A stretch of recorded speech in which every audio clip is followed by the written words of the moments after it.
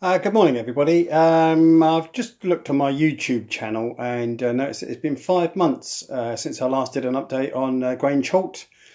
So that was around about August, September time was the last time I did one. A lot has happened since then. I retired in September, and after I retired, there was quite a few jobs to do around the house, in the garden, other bits and pieces. I bought myself a road bike, so I've been out doing a bit of cycling, trying to keep myself fit since I retired. So the railway for 2 or 3 months, I didn't get much done to it at all, really. And then the cold weather came in December and January, so I've been out here quite a bit over the last 7 or 8 weeks or so. The main thing I've been working on is what I'm focusing on at the end there, which is the branch line station. And this has taken pretty much most of my time, laying the track, putting the point motors in. There's no cork under this piece of track round here, because I've literally only finished putting it in place and testing it over the last day or two. So some cork will go in there soon. I didn't put any under there because I'd been taking that piece of track out to lift this end section. The way I did it was to take the whole of this board out. I've run positive and negative cables underneath with a feed for the point motors as well. I use blue and orange for my point motors and red and black for my track feeds. So I run a red, black and a blue as like a mini bus just underneath the branch line station. And then I could take the whole section out and then I could work on it, putting the point motors in underneath when it stood up on its end or on its side, or it just gave me access rather than trying to solder underneath in between the two boards here. So it worked quite well. I had a few issues once I put it back in place and tested it all. Didn't have any shorts at all, so my positives and negatives were okay. I made two schoolboy errors. One was putting a PM1 point motor into just where that 2-car DMU is sitting. I put a point motor in there that wouldn't switch polarity. It was a PM2 point motor. And I put a PM1 underneath the double slip here that didn't need it. So just a case of taking it back out again, unsoldering all the wires, solder them back up and then put the point motors back in again.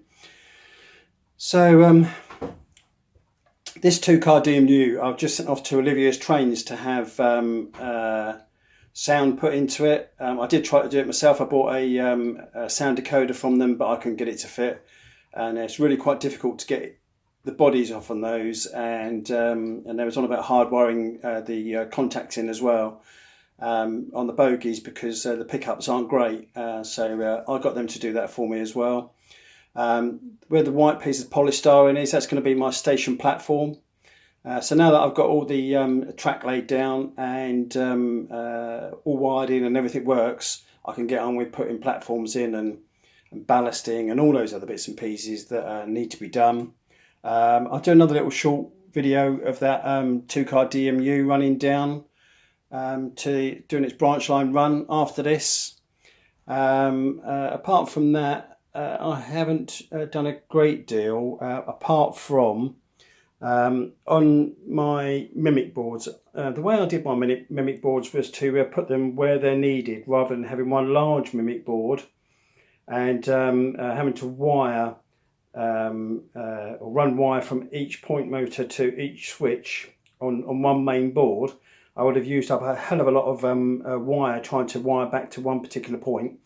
And also, I find that if you've got the mimic board in front of you for the particular part of the track you're looking at, you can see which point you want to throw.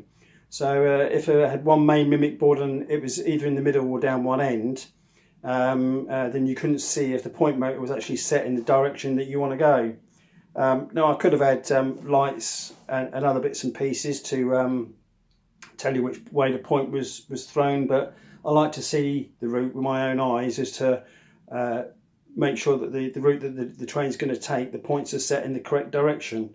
So this is a new mimic board for the branch line station above that we've just shown you there. I'll just see if I can get enough light underneath here just to show that's my wiring under there. It still needs tidying up.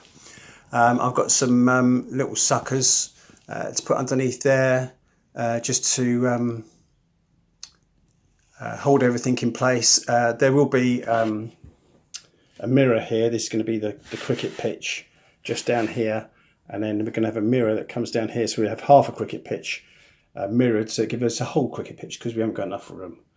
So underneath there you can see the black and the red wires is my bus that run from one end to the other, and then I just connect all the bits of track up to the bus and then feed the wires down the back there. The ones at the front here are for the point motors that sit this side of the board, and the reds and the blacks, as you can see, there's a hole there that goes through the board, and there's some red and blacks over the back that go down the back of there, and then they connect up to the main bus that's underneath this board here, and runs around the whole of my layout room. Bits of boxes. There's my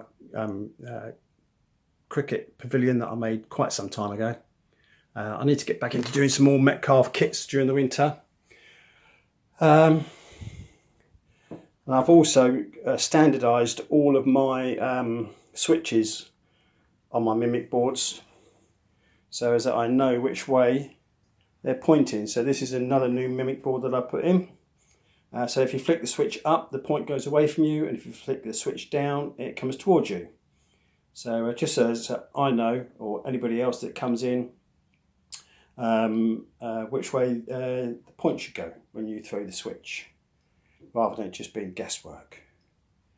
There's some, I don't know if I said in the last video, there's some edging done for the river down there. Doing the branch line station at the far end, that's pretty much my last bit of track that I need to lay. Apart from one piece that will go to the a coaling stage over there, that I can't make up my mind whether I want to run a piece of track. I'll go and do that in a second. I'm just going to show you, while we're just going through and doing these bits and pieces, my trusty helper down here. So this is Rosie. Rosie's our lurcher dog we've had since May. She takes up some of my time now as well, by the time I've walked her in the morning and done other bits and pieces with her, and then she comes out here and sits with me while I do a bit of railway modelling, and sits in the warm next to the radiator, keeping herself lovely and cosy, and she likes it out here, being out here with me. So yeah, just going up to this, I'll try and get past Rosie without standing on her. I just can't make up my mind at the moment whether to have a piece of track that comes off of the turntable and runs around and then goes up into the a coaling stage.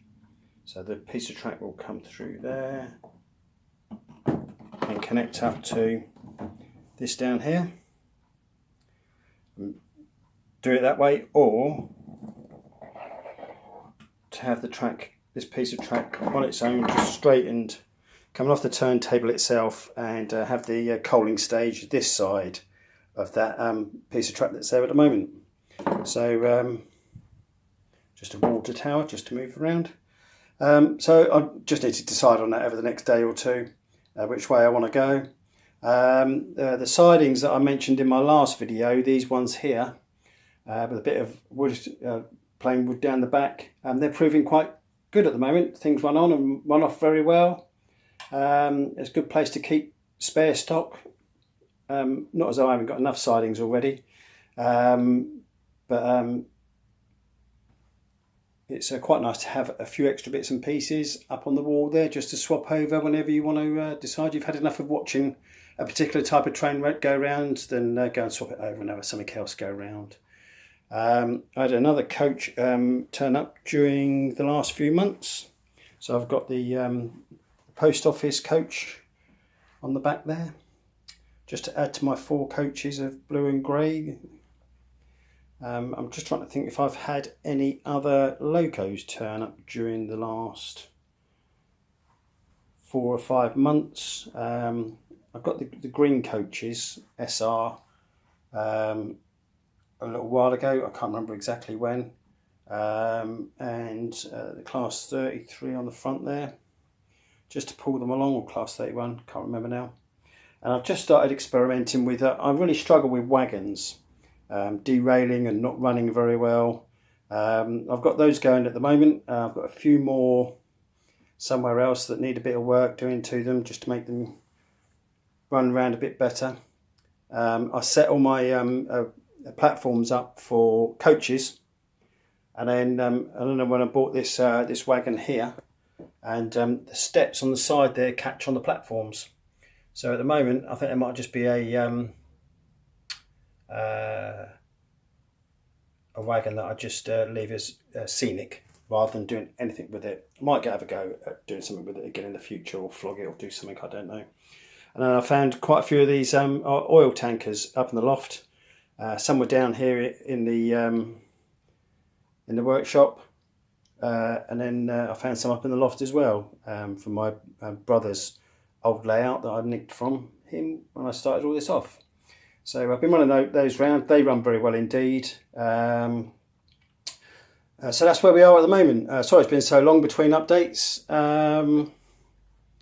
Hopefully it won't be so long next time, but there again, the warmer weather's going to come and we'll be out doing other bits and pieces. So I like this being a long-term project. It's been 3.5, 4 years so far, and if it took another 3.5 to 4 years, I wouldn't be upset. Something nice to do every now and again and just come out and carry on with. So that's where we are at the moment. I'll stop it there, and I'll do a little video in a minute of that 2-car just running from Branch Line Station down to the main station. Thank you very much for watching. Bye.